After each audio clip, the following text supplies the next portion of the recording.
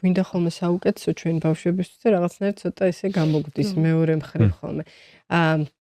ბავშვი, როდესაც მას უკვე ყველა კბილი პირში ამოეჭრება, ის მისი პირის ყრუ მზად არის იმისთვის, რომ გადაამუშაოს და დაღეჭოს შედარებით უფრო მკვრივი საკვები.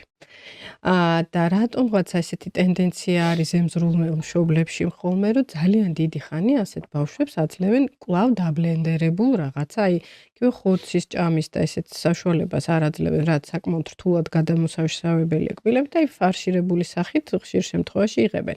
ანუ პატარა სპირის ღრუს, ესე ვთქვათ, ზედმეტი დატვირთვა, ანუ უბრალოდ ნორმალური დატვირთვაც კი არა აქვს ხოლმე, რომ გადაამუშაოს საკვები ამ ზემზრულვენობის ფონზე. ან არა პირიქით, როდესაც კბილები მუშაობს და ჩვენ ღეჭვით, ასე ვთქვათ, პროცესს ვახორციელებთ, ამ დროს დატვირთვა მოდის კუნთებზე, საღეჭ კუნთებზე, ეს საღეჭი კუნთები თავის მხრივ დამიმაგრებულია ჩვენ ძვლებზე და აი ამ ალვეოლური მორჩის დასდა სტიმულირებას, მისი ზრდის სტიმულირებას ხელს უწყობს ეს კუნთოვანი დატვირთვა.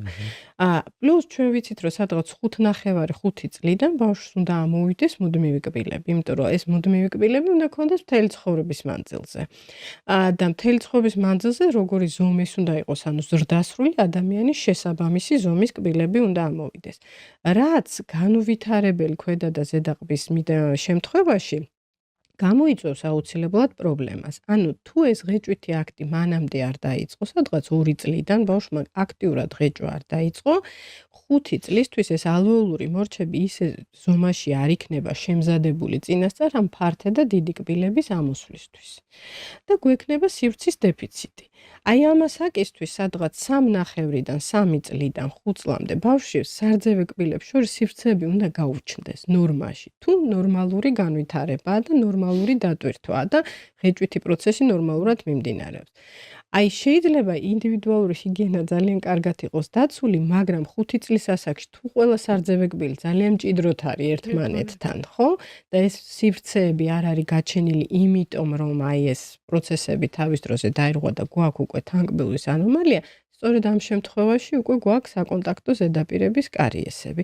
აუცილებელია ასეთ დროს აი დამატებითი საშუალებების გამოყენება და კბილთა შორის სივრცეების გასუფთავება დამატებით აუცილებლად და ამიტომაც აი ეს ასაკი 5-6 წელი არის იდეალური ასაკი ორთოდონტების კონსულტაციის, რომ თავიდან ავიცილოთ აი რაღაცა, ან თუ უკვე არის მინიმალური ჩარევით გამოვასწოროთ ეს თანკბილის პრობლემები.